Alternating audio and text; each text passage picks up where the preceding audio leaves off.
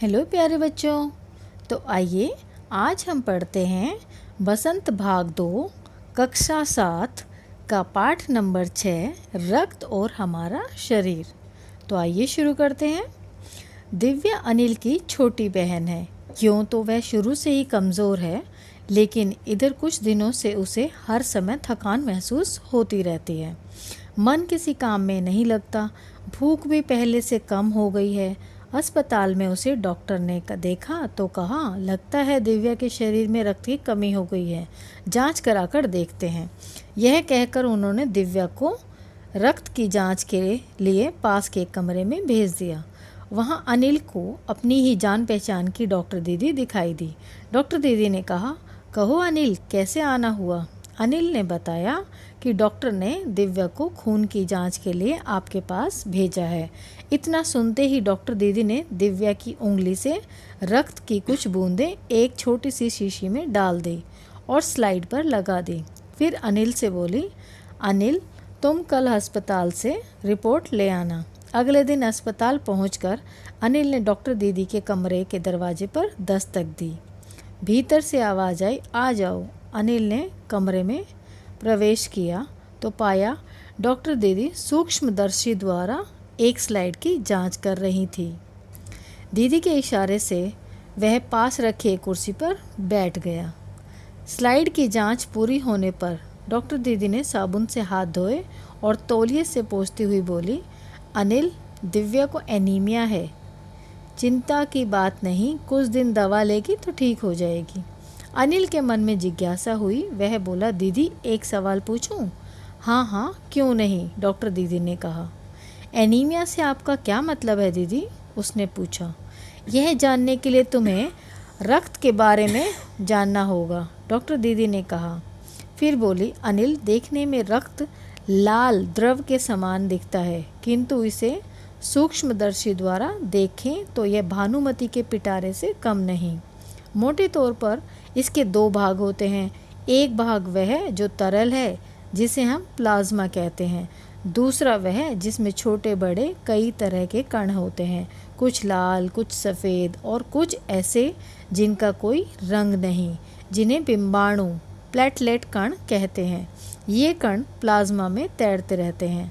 इतना कहकर डॉक्टर दीदी ने सूक्ष्मदर्शी के नीचे एक स्लाइड लगाई, उसे फोकस किया और बोली, देखो अनिल, सूक्ष्मदर्शी द्वारा जो कण तुम्हें दिखाई दे रहे हैं ना, ये हैं लाल रक्त कण।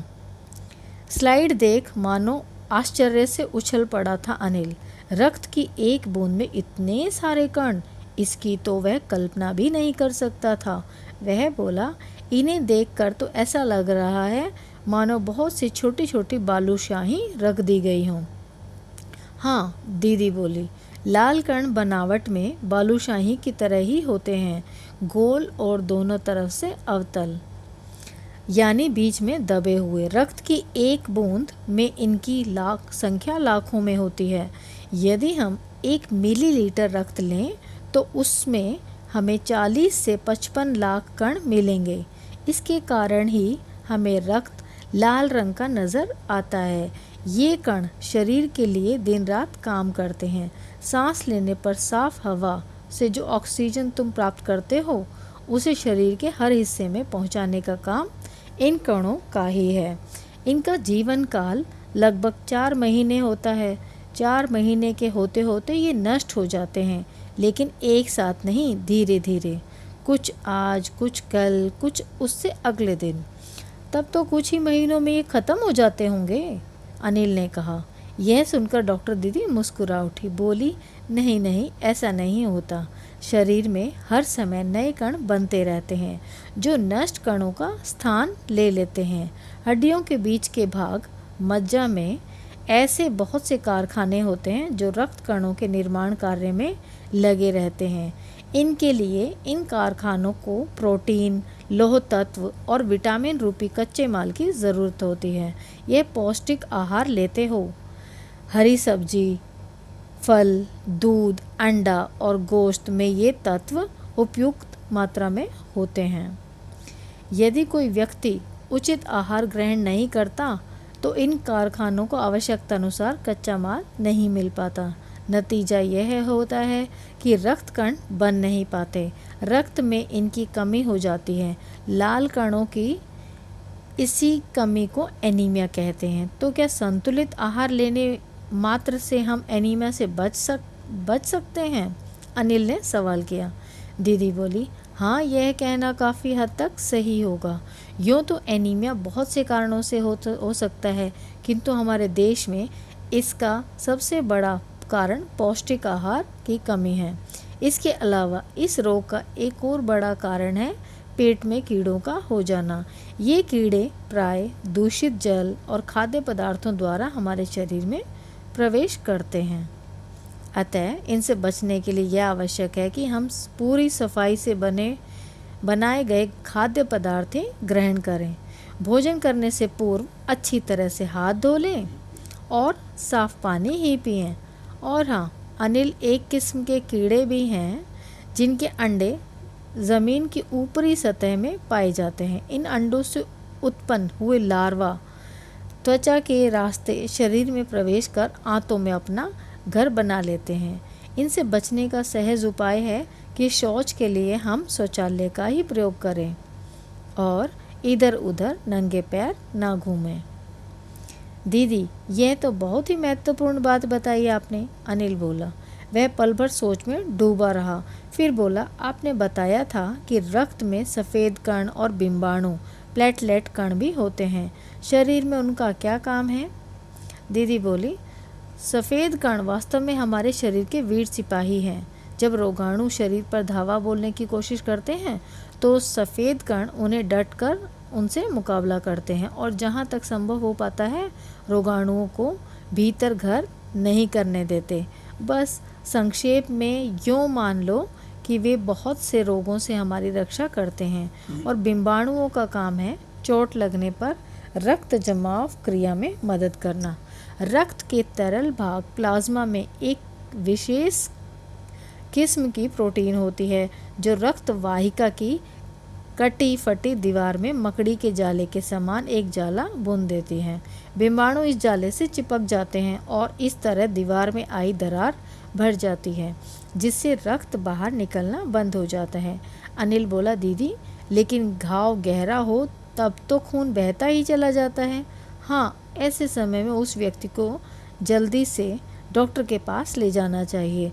ज़रूरत समझने पर ऐसी स्थिति से निपटने के लिए कुछ टाँके भी लगाने पड़ सकते हैं, किंतु डॉक्टर के पास पहुंचने तक के समय में चोट के स्थान पर कसकर एक साफ कपड़ा बांध देना चाहिए। दबाव पड़ने से रक्त का बहना कम हो जाता है, जो उस व्यक्ति के लिए काफ़ी लाभप्रद सिद्ध हो सकता है। किंतु अगर बहुत अधिक रक्त बह जाए तो उसे रक्त चढ़ाने की ज़रूरत भी पड़ सकती है, दीदी ने समझाते हुए कहा। अनिल ने कहा, क्या ऐसे समय में किसी भी व्यक्ति का खून काम आ सकता है? दीदी बोली, अनिल, हर व्यक्ति का रक्त एक सा नहीं होता। कुछ विशेष गुणों के आधार पर रक्त को 4 मुख्य वर्गों में बांट दिया गया है। ज़रूरतमंद व्यक्ति के रक्त समूह की जांच करने के बाद ही उसे उसी रक्त समूह का रक्त चढ़ाया जाता है, लेकिन ज़रूरत के समय यदि उस रक्त समूह का कोई व्यक्ति मिले ही नहीं तब? अनिल ने पूछा। ऐसी आपात स्थिति के लिए ही ब्लड बैंक बनाए गए हैं। प्राय हर बड़े अस्पताल में इस तरह के बैंक होते हैं जहां सभी प्रकार के रक्त समूहों का रक्त तैयार रखा जाता है, किंतु इन ब्लड बैंकों में रक्त का भंडार सुरक्षित रहे इसके लिए यह आवश्यक है कि हम समय समय पर रक्तदान करते रहें, दीदी ने कहा।